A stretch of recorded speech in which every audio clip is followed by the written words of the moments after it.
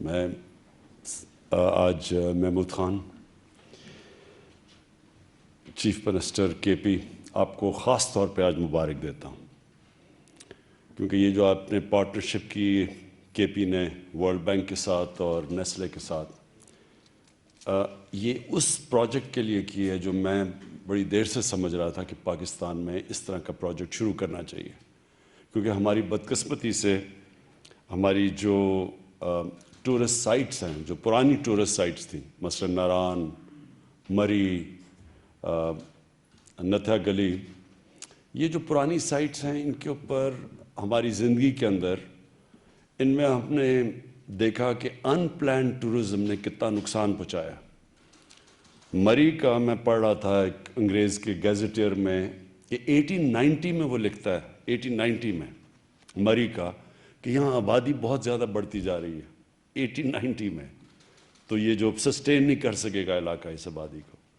سو ہمارے سامنے مری ایک بڑی کنٹرولڈ ہوتا تھا، پھر آہستہ آہستہ بلڈنگز بنتی گئیں، پھر اس کا موسم بدلتا گیا، اور ان پلانڈ سیٹلمنٹ کی وجہ سے جو اس کی خوبصورتی ختم ہو گئی۔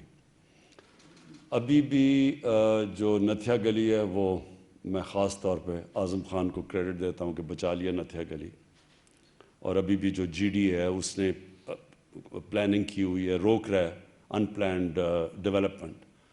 لیکن مجھے جو خوف ہے کہ یہ جو بڑی خوبصورت سائٹس کئی میں نے خود دیکھی ہوئی ہیں، کمراٹ کی مثلا میں خود گیا ہوا ہوں، اور سپورٹ ویلی میں دیکھی ہوئی ہے، کہ یہ بھی بچی ہوئی ہیں سائٹس۔ تو یہ بہت ضروری تھا جو آج آپ نے یہ ٹریک کا انیشیٹو لیا، یہ بہت ضروری تھا کہ اب جب ان کی ڈیولپمنٹ ہو تو بالکل انوائرمنٹل کنٹرول دیکھا جائے، بائی لاز بنے، جو ویسٹ ڈسپوزل ہے اس کے اوپر پوری طرح توجہ دی جائے جو آپ نے دی ہے آج، اور یہ سب ایک کنٹرولڈ انوائرمنٹ میں ہو جدھر بلڈنگز نہ بن جائیں بڑی بڑی۔ وہاں جس طرح عابد آپ نے بڑا اچھا بتایا کہ، اور مجھے اپنے سوات کے اندر آپ اوپر لے کے گئے، وہ دکھایا بھی ہے کہ وہ پوٹس رکھے ہوئے ہیں جو ریموویبل، جس طرح کے میں کینیا سفاری پارکس میں دیکھے ہوئے ہیں، وہ موویبل ہوتے ہیں، وہ پرماننٹ سٹرکچرز نہیں بنتے نیشنل پارکس کے اندر۔ اسی طرح یہ علاقے بچیں گے تب کہ آپ ان میں پرماننٹ سٹرکچرز نہ بنائیں، آپ ایسی جگہیں بنائیں جو کہ کانکریٹ جنگل نہ بن جائے، جس طرح کہ اب مری بن چکا ہے اور جس طرح کے گلیات کے اندر بنتے جا رہے ہیں۔ امپورٹنٹ چیز کنٹری ہیڈ ورلڈ بینک کے ناجی صاحب نے کہا، بڑی امپورٹنٹ بات کی کہ یہ ٹورزم ریزورٹس تب کامیاب ہوتی ہیں، اور ورڈ استعمال کیا، سسٹینیبل تب ہوتی ہیں جب کہ مقامی لوگوں کو فائدہ ہو۔ جب تک مقامی لوگوں کو فائدہ نہیں ہوگا، ان کو روزگار نہیں ملے گا، ان کی زندگی بہتر نہیں ہوگی، تو یہ ریزورٹ زیادہ دیر چلیں گے نہیں آپ کی۔ مقامی لوگوں کو جب یہ احساس ہوگا کہ یہاں درخت نہ کٹیں، کیونکہ اگر درخت کٹ گئے تو ٹورسٹ نہیں آئیں گے، تو وہ پھر وہ درختوں کو بچائیں گے۔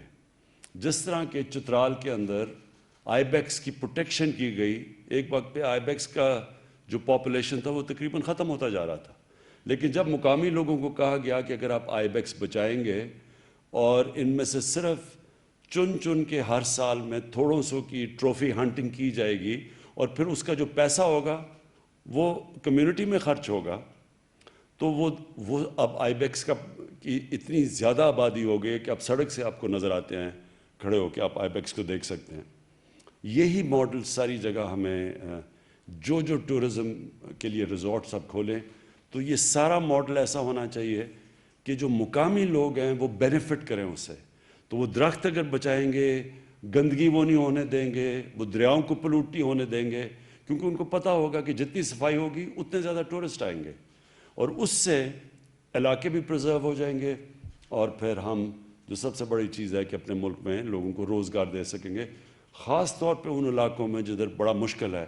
یعنی یہ جتنے بھی آپ نے علاقے بتائے، ادھر بڑا مشکل ہے، لوگ شہروں میں جاتے ہیں روزگار کے لیے، تو نوجوانوں کے لیے ان علاقوں میں اپنے آپ کو سسٹین کرنا مشکل ہوتا ہے۔ تو یہ ٹورزم ایک ایسی چیز ہے جو ان کو سسٹین کرے گی، اور پھر سے میں ریپیٹ کرتا ہوں، इको टूरिज़म एक साइंस बन चुकी है, और ये अब अगर आप कई जगह जाएं, मालदीव्स जाएं, तो ये सब साइंस है। कीनियन सफारी पार्क चले जाएं या बाकी जो साउथ अफ्रीका में सफारी पार्क्स है, पूरी साइंस है कि कैसे वो अपने इलाकों को बचाते हैं, क्योंकि अगर इलाके बचेंगे तो टूरिस्ट आएंगे। दूसरी चीज़ जो हम सबको समझनी है कि इस वक्त पाकिस्तान के अंदर टूरिज़म एक्सप्लोड कर चुकी है। जितनी टूरिज़म आज पाकिस्तान में है, पाकिस्तान की तारीख़ में कभी इतनी टूरिज़म नहीं थी। बाहर से भी जो टूरिज़म आती है वो इतनी ज़्यादा नहीं है। जो अंदर पाकिस्तान की टूरिज़म है वो आज पाकिस्तान की तारीख़ में कभी इतनी टूरिज़म नहीं थी। गर्मियों में सारे एक रश लग जाता है हमारे नॉर्दर्न एरियाज़ में, ये ऊंचे जो इलाके हैं गर्मी से लोगों ने बचने के लिए। और फिर उसके अलावा ये जो मोबाइल फ़ोन है, इसने भी एक बहुत बड़ी प्रोजेक्शन किया टूरिज़म में। लोग जाते हैं, अपनी तस्वीर खींचते हैं, फेसबुक पे लगाते हैं, तो वो आपको अब कोई टूरिज़म के लिए इश्तिहार नहीं देने पड़ते। मोबाइल फ़ोन ही एक की वजह से टूरिज़म के ये जो स्पॉट्स हैं ये सारी जगह एडवर्टाइज होते हैं। तो इस वक्त जो मुल्क की ज़रूरत है, सबसे ज़्यादा जो सेक्टर जिसमें पोटेंशियल है और अभी उसका सबसे कम उसका हम फ़ायदा उठा रहे हैं, वो पाकिस्तान की टूरिज़म है।